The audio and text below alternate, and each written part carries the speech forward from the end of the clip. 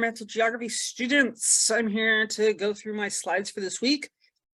So this week is all about the environment, science, and humanity. And hopefully you saw my announcement about the fact there's no like chapter to read per se.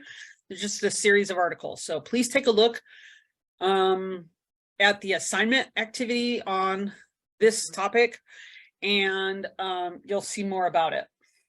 I thought we'd start by talking about Earth, life, and ecosystems. So the universe consists of billions and billions of stars and probably an even larger number of associated planets. And our Earth is one particular planet located within a seemingly ordinary solar system, which consists of a sun and 8 planets, 3 dwarf planets, and additional orbiting bodies such as asteroids and comets. As NASA Voyager 1 spacecraft was about to leave our solar system back in 1989, Carl Sagan, the Bill Nye of the 70s, essentially, and 80s, pleaded with officials to turn the camera around and to take one last look back at Earth. And this image here is that image that was taken from 3.7 billion miles away, became known as the pale blue dot.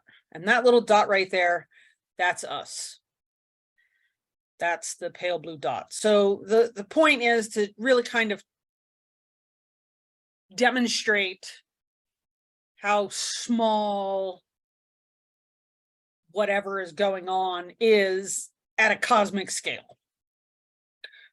So if I were to draw a circle with a diameter of 4 feet using chalk, the thickness of the atmosphere would be about 1/8 of an inch, or basically the width of the chalk line that I just drew on the board.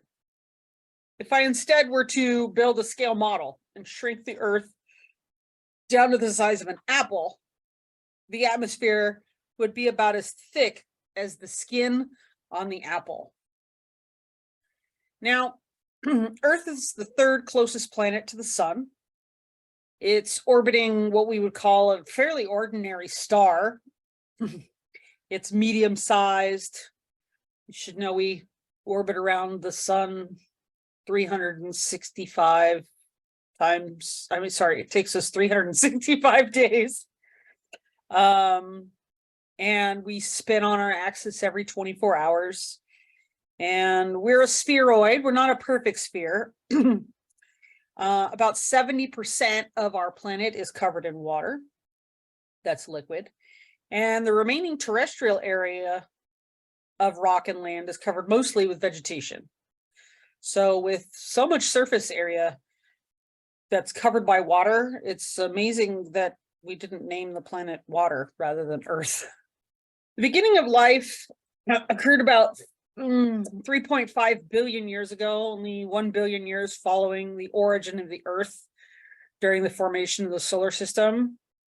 It's not exactly known how life first evolved from inanimate matter, although it's believed to have been a spontaneous event. In other words, the genesis of life happened naturally as a result of appropriate physical and chemical conditions. And aside from the musings of science fiction, Earth is celebrated as the only place in the universe that is known to sustain life and its associated ecological processes. Of course, this simply reflects our present state of knowledge. Do not actually know that organisms do not exist elsewhere, only that life or its signals have not yet been discovered anywhere in the universe. In fact, many scientists believe that because of the extraordinary diversity of environments that must exist among the innumerable planets and the multitudinous solar systems out there, it's likely that life forms have developed elsewhere. Nevertheless, the fact remains that Earth is the only planet definitely known to support organisms and ecosystems. And this makes Earth a very extraordinarily special place. If we look at the hierarchical levels, we can start at the extremely small things like subatomic particles and photons to really super big things like universes and galaxies and things like that. So life on Earth occupies this like middle level of hierarchy. And this realm of ecology incorporates or encompasses the following like levels within this hierarchy of things. And so just going back over what was in our first lecture about the the levels of ecology, you have an individual species, so that's one organism like a human or a tree, right? And then you have a population, which is a group of individuals that all belong to the same species in a particular area. Let me go back to the individual. So individual organisms live there in their entities that are genetically and physically discrete. The type of organism is referred to as a species, and there are many different definitions of the word species, but for now, we'll just simply leave it as an organism that can reproduce and create offspring. So all of the species that have been studied or described by scientists have been given a two-part name called their binomial or scientific name. We call it binomial nomenclature that uniquely identifies them. For example, humans are Homo sapiens and domestic cats are Felis catus. So then the next group, of course, is populations. And so populations are individuals of the same species that occur in the same space and time. They are geographically based. They live in a particular area, but the size or scale of that area can be variable. We can talk about the human population in a city or in a state or within a hemisphere. We can talk about the population of palm trees on just one island in the Indian Ocean, or all the islands that make up the, Seychelles, or all of the islands in the entire Indian Ocean. The person studying or writing about the population gets to decide what scale to use and what is most appropriate for what they want to study or explain. There's one of the, that's one of the really exciting things about science, is that there's this multitude of levels in which you can, there's a lot of freedom at looking at the scope and the scale of things. But that means it's important to explain clearly what scale or scope you're looking at. The next level up is communities or populations of various species that are co-occurring in the same place and time. They're made up of all the populations of different species in a given area. So why the vague term in a given area? Because once again, scale is flexible, determined by the person studying or writing about it. We might be talking about the community of all organisms living at the very top of a single rainforest, or all of the trees in the forest. What's important about a community concept is that it involves multiple populations of all the different species in a given area and how those species interact with each other. So each population is made up of individuals of a particular species, and those individuals interact with other individuals of another species, and they, do different things. So like bees pollinating flowers and things like that. Or, maybe the wolves eat the bunny rabbits or something. And,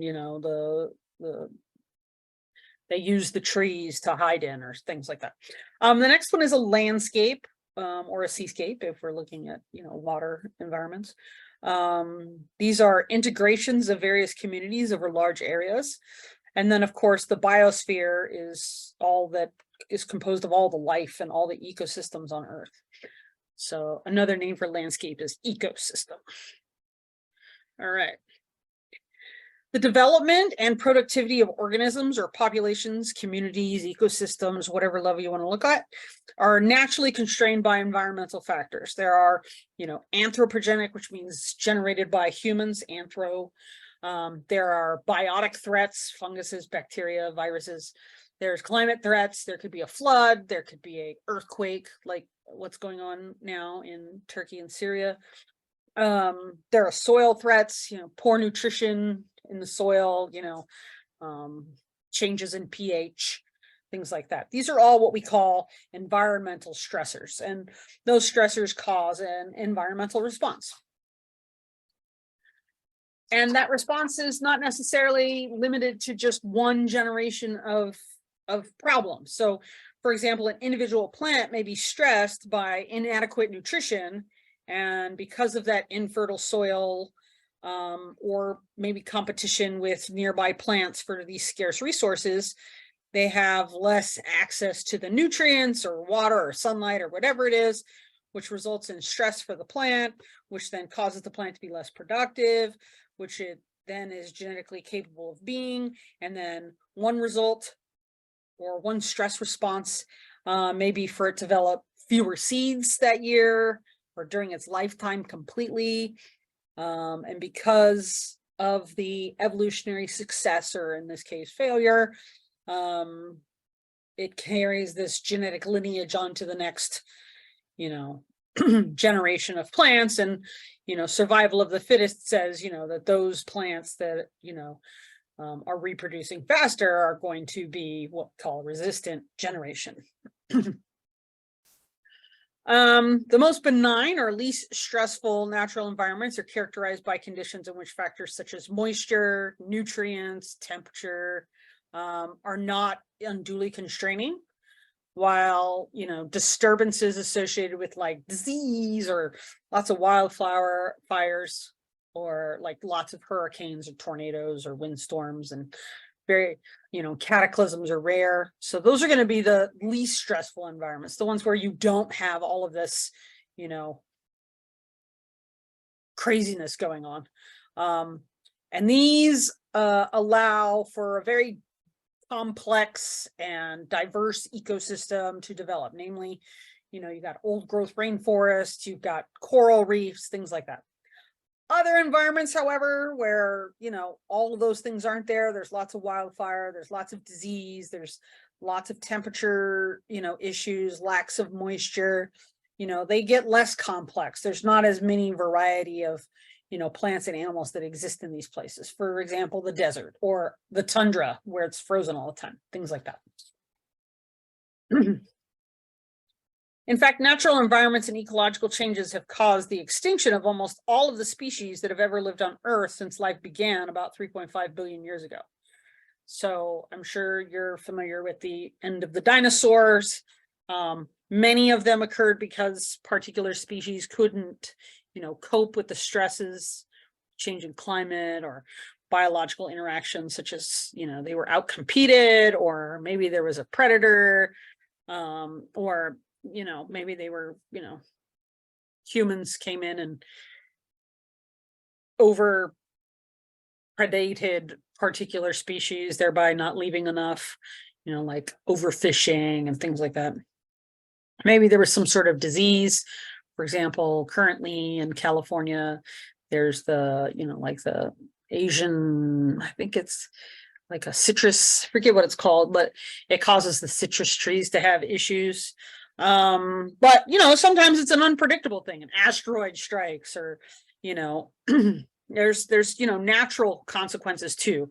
And so the resulting response includes changes in the species, the dynamics, not only on a community or ecosystem level, but like the whole biosphere has changed. There are no giant dinosaurs around anymore, right? So increasing number of scientists are studying humans or anthropogenic influences on ecosystems occurring as a result of pollution or disturbances and other stressors. Some of the, areas that scientists are looking at are, the extraction, processing, and use of non-renewable resources like fossil fuels, or, and trying to find a way to extract them without tons of environmental damage, and maybe cut down on how fast we're depleting these resources. Another example is, how do we harvest biological resources such as those used in agriculture or fisheries or forestry in ways that allow them to regenerate so that they can be sustained into the future. So how do we cut down on overfishing? So maybe we do some farm produced fish and things like that. And, maybe, there's certain times that, you don't, Meatless Monday is a good example of one of the things that people are talking about, trying to cut down on.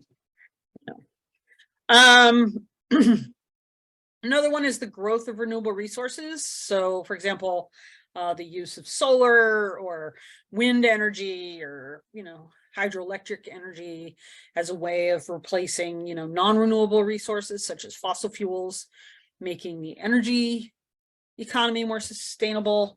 And then, of course, prevention and repair of damages, those related to, endangered species biodiversity or degrading land and water, and the management of greenhouse gases, the ban on, chlorofluorocarbons back in the 80s, when the ozone hole was getting bigger. And of course, these days, ecosystems are influenced not just by natural environment stressors. In many situations, anthropogenic influences have become the most important constraining influence on the productivity of species.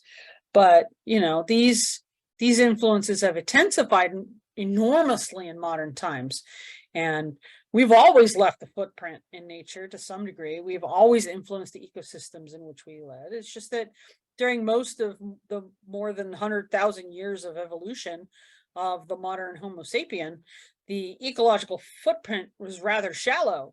This was because the capability of humans for exploiting the environment was not much different from that of other similarly abundant large animals.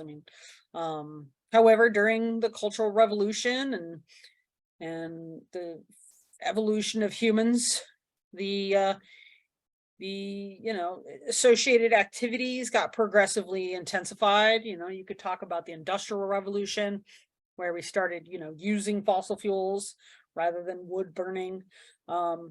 There increased tools, social organizations to secure resources, the fact that we don't all farm our own food, stuff like that. And so our footprint has gotten a little deeper over time.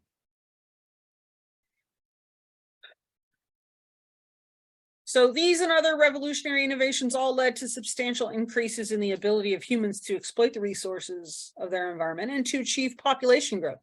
Unfortunately, enhanced exploitation has rarely been accompanied by the development of a compensating ethic that encourages conservation of the resources needed for survival. Even early hunting societies of more than 10,000 years ago appear to have caused the extinction of species that were hunted too effectively. So now I'd like you to watch this video. This video is showing you human population, and just kind of pay attention to what's going on. So the big events will be in these circles, and the little dots mean 1 million people. And so just go ahead and watch the video and see what you think.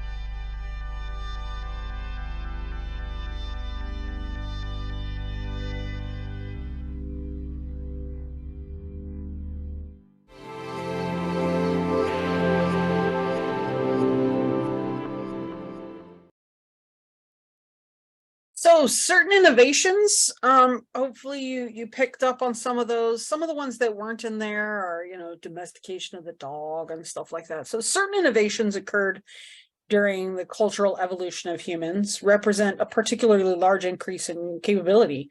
So for example, the domestication of the dog, which helped us increase our ability to hunt, or the improvement of weapons, which also helped with hunting, or, having, fire to cook things made food more digestible, or, less, how should we say, sickening. The fact that we can get, food to particular temperatures to kill off the bacteria really helped. And so those are some of the early things that went on. But there were more recent, technological revolutions. So, the fact, cotton gin, machines that, were created, or advances in cultivation of plants, or genetically modified organisms, medicine, sanitation, all these things have really kind of helped advance the population, helped us to live longer, helped us be more productive, but also really helped to, I don't know how to put it, just helped increase our footprint, to use the same stuff we've been talking about. And so the choices that people make can influence environmental quality in many ways by affecting the availability of resources, the fact that some of the stuff we do causes pollution, it causes, ecosystems and species to become endangered.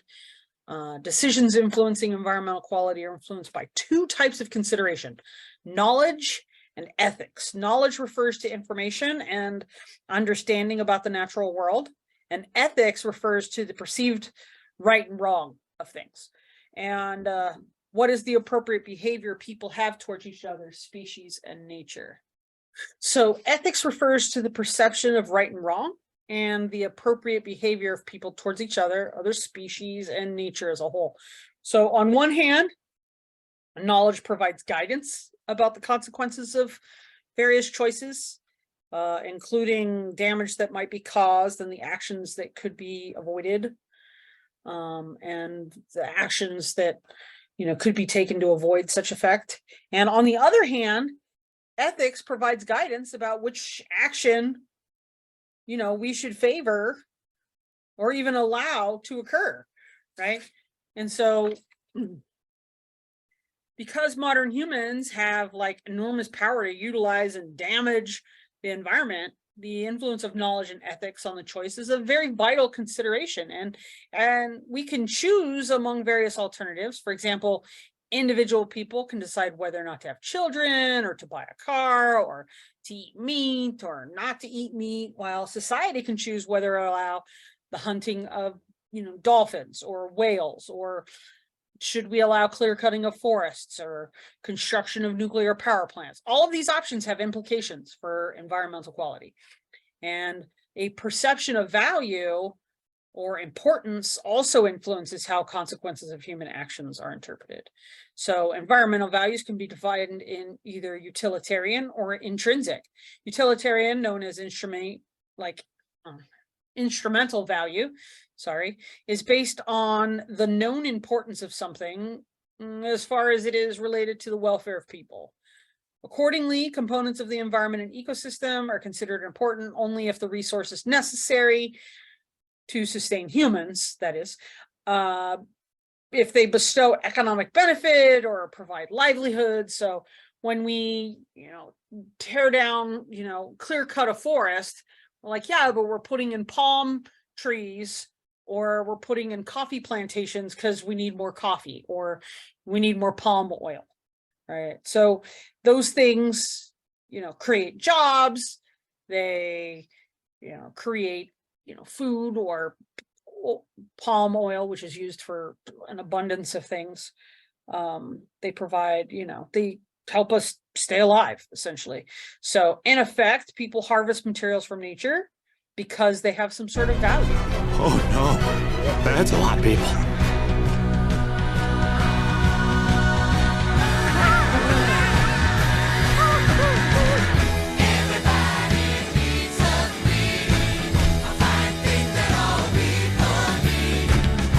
All right, we go out and, sometimes we are like, oh, well, this particular,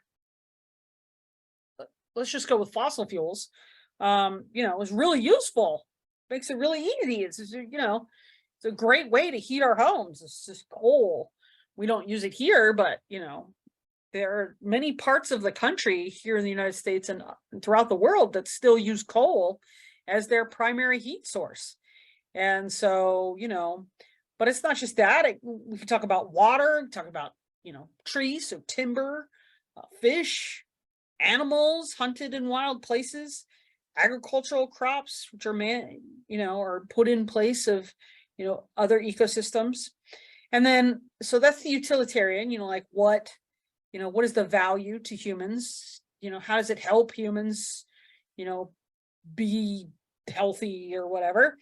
And on the other hand, there's the intrinsic value, which is based on the belief that species and ecosystems have inherent value and they have a right to exist, regardless of whether it has a positive or a negative influence, or even a neutral relationship with human beings, right? Those super deadly animals that you can watch on television, world's deadliest animals, right? They have an intrinsic value to being alive. I mean, they're here, they're nature, I'm one of those people who don't kill spiders in my house. I'm like, the spider has an inherent intrinsic right to be here. I mean, they're not doing me much harm, but even if it was, a rattlesnake has an intrinsic value. If we got rid of all the rattlesnakes, then we'd probably have a rat problem or other small vermin problem, right? So it would be wrong for people to treat other creatures cruelly or to take actions that cause natural entities to become endangered or extinct. And so intrinsically speaking, sometimes it's, it's our job to prevent such occurrences, because with the intrinsic value system, the idea is that nature should exist for nature's purpose, right? And so clearly ethics of all kinds depend upon the values and the beliefs that people associate with them. So there's two different, there's also tension between the ethical considerations, the individualistic versus the holistic. For example, animal rights activists are highly concerned with issues involving the treatment of individual organisms, whereas ecologists are more concerned with the holistic thing, the population, the species, the whole ecosystem. As such, an ecologist might advocate the, culling of overabundance of deer in a park in order to favor the survival of other endangered plants, whereas it might be very resistant to those animal rights activists who are like, why should we allow deer hunting? The deer, have rights too. They shouldn't be hunted simply because there's too many of them, right? So that brings us to, worldviews. So values and ethics in turn support larger systems known as worldviews. A worldview is a comprehensive philosophy of human life and the universe and the relationship between people and the natural world. So worldviews include traditional religions or philosophies and science, as well as other belief systems.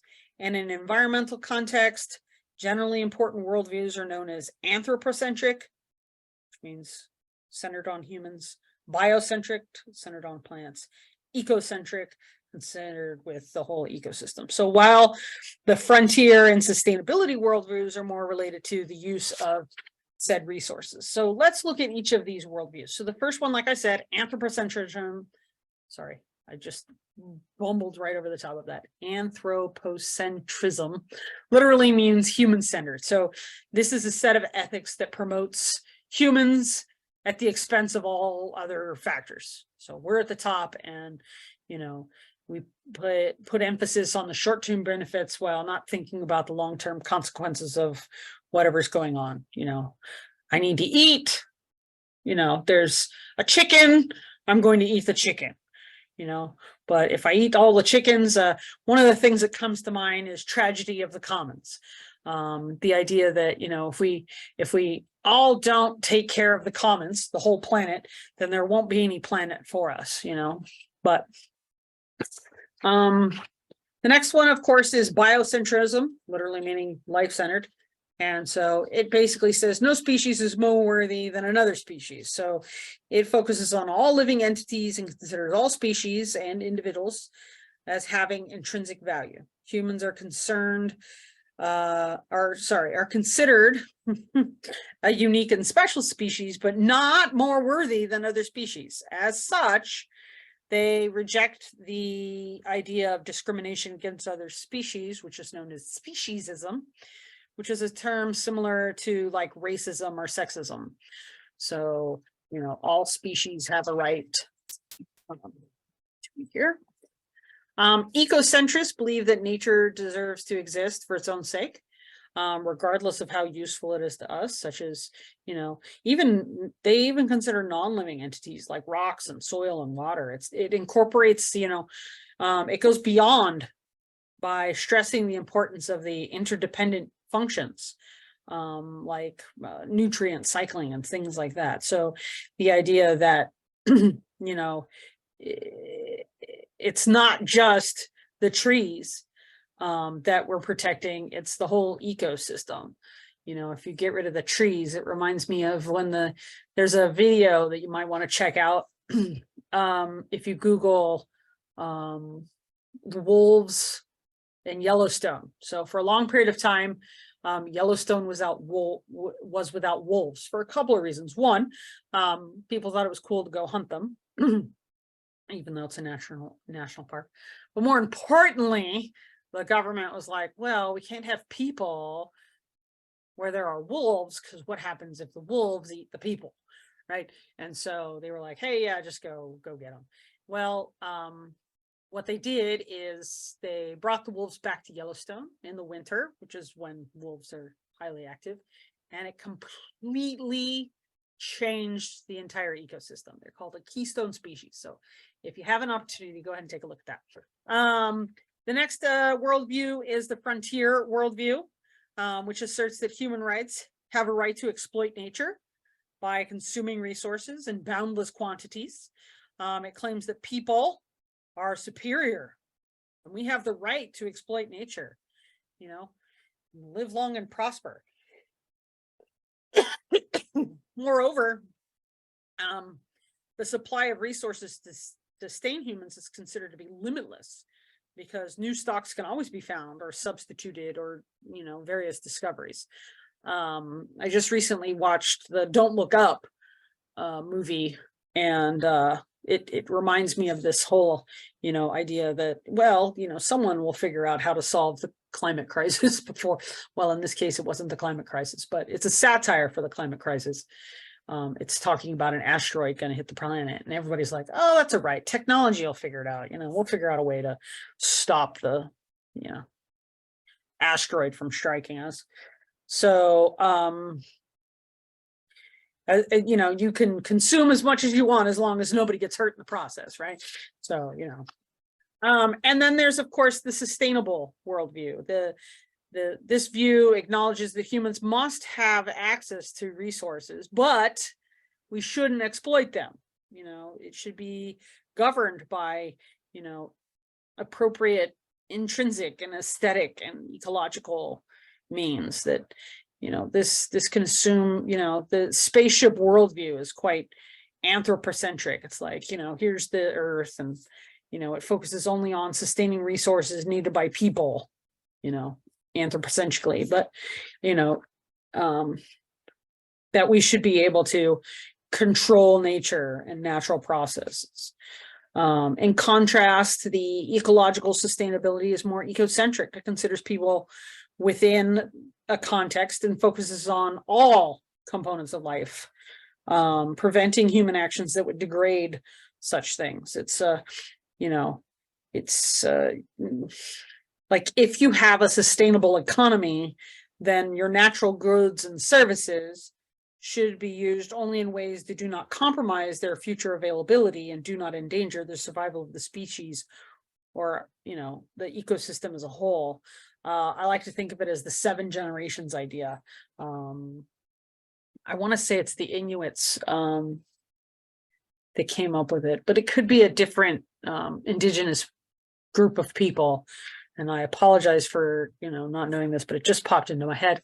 And that is the 7 generations, the idea that what we do now shouldn't have an impact for 7 generations. So it's really thinking about not just what you're doing now, but how that's going to impact not just your kids or your kids' kids, but 7 generations from now.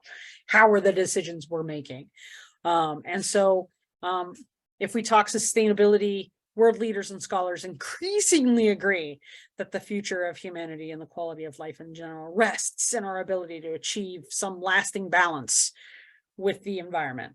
In other words, we must achieve a system of global land use that is sustainable generation after generation after generation. And sustainable uses of Earth require humans to participate in the natural cycles of air and water and organisms and other systems without degrading or depleting them. And so I'd like you to watch this short video put on by UCLA about what is sustainability. What is sustainability? One of the more common definitions of sustainability used worldwide is from the UN Brundtland Commission.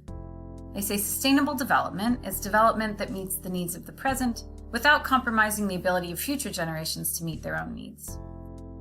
So put simply, sustainability is about our kids and our grandkids.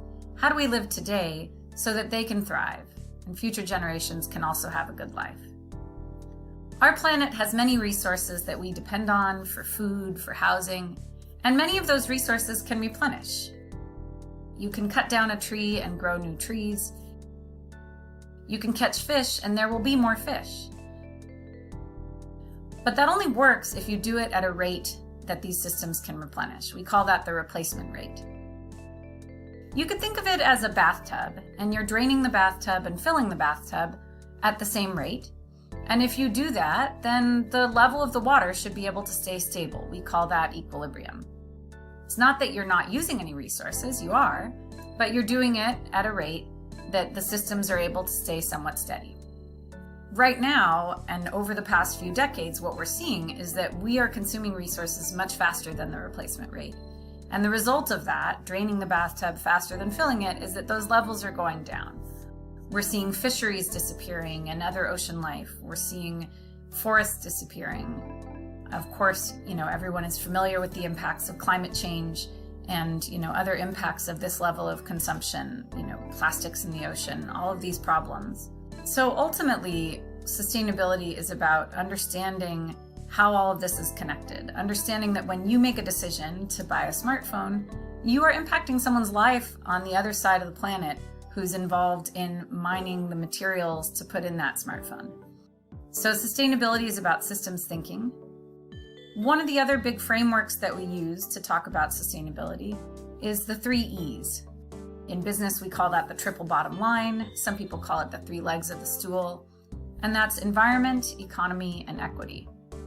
And it's not just about understanding that we need to manage all of those. It's understanding how they're connected. So if you only look at short-term economic profit, then you're not going to end up with a thriving economy in the long term. If you're only looking at conserving the environment without thinking about economics and understanding, how people are making their livelihood, you also may not end up with a thriving society. And if you aren't looking at equity, you're going to end up with a few people that have most of the resources and many people who are hungry and not living a good life. And that's not really a successful human society either. So sustainability is really about addressing all of those and understanding the connections between them.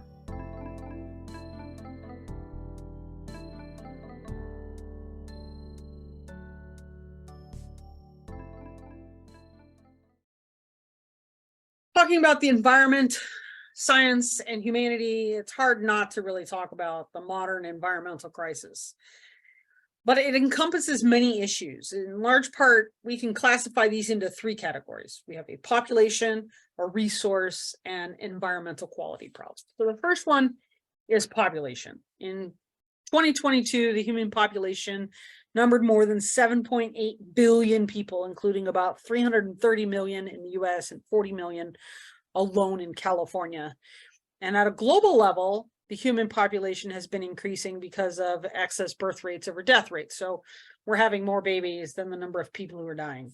And a lot of that, can be access to medicine and things like that. The recent explosive population growth and the poverty of so many people, though, is a root cause of much of the environmental crisis. Directly or indirectly, large population increases result in extensive deforestation, expanding of the deserts by cutting down the trees, degrading land by erosion, increased shortage of water. I always like that the state of California is like, cut back on water, and then they build like more houses. I know we need more houses. I'm not saying we don't have a housing crisis in California. We also have a drought crisis in California. And so sure, I'm supposed to only water my lawn 1 day a week, but now we're putting in all these new houses, and all those new houses mean new people, and all those new people mean more people drinking water and, flushing the toilet and taking showers. So, anyway, don't get me started. So if we look at all of these, all of these damages together, it's like, that it changes the character of the entire biosphere. These are major geologic events. And, the last time there was a huge swing in, the changing climate, there was a massive glaciation that occurred. And so we're, trying to hopefully avoid another, ice age, but, who knows? All right. The second thing are resources. And there are two kinds of natural resources, renewable ones and non-renewable ones. So non-renewable resources present in a, they're finite. There's only so much, coal out there. There's only so much, natural gas that we can, but there are other things, like, that are renewable, like wind or solar or things like that. Even fish or deer are renewable resources. We just have to, take some time to, mate them and things like that. So ultimately, a sustainable economy must be supported by these renewable resources. And too often, these renewable resources are not used responsibly, which impairs their renewability and represents basically a type of mining, which is a non-renewable resource. And so, and the last topic is environmental quality. And this area deals with anthropogenic pollution and disturbances, the fact that we, dump toxic waste into our riverways, or we pollute the air, or things like that.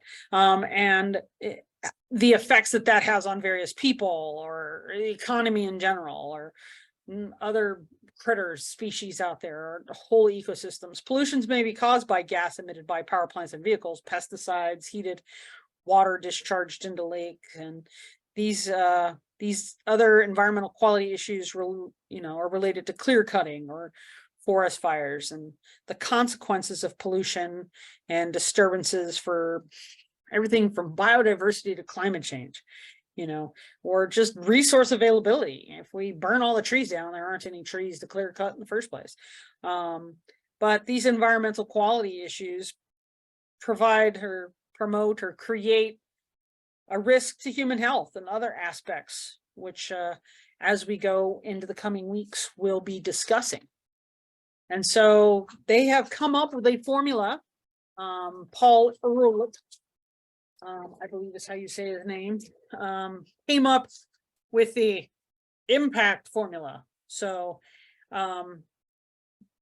the cumulative impact of humans on the biosphere is a function of two main things: the size of the population and the per person or per capita impact of those people.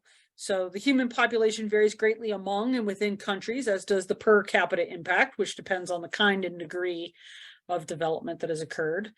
And Paul Ehrlich, American ecologist, expressed it as this formula, which is the the impact, so the total environmental impact of human population is equal to the population size times the estimate of affluence, so how much, money there is, times the technological development of the economy on a per capita basis. So how does that look? Well, let's just look at some of the places that we're familiar with. So the US and Canada. So how does the US and Canada's impact on the environment compare with that of more populous countries like China and India? Well, first we look at population. So here's the population, right? So this is the size of human population.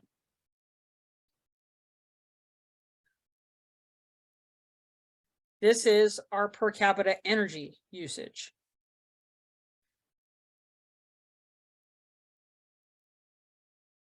This is the per capita gross domestic product, so our affluence, right?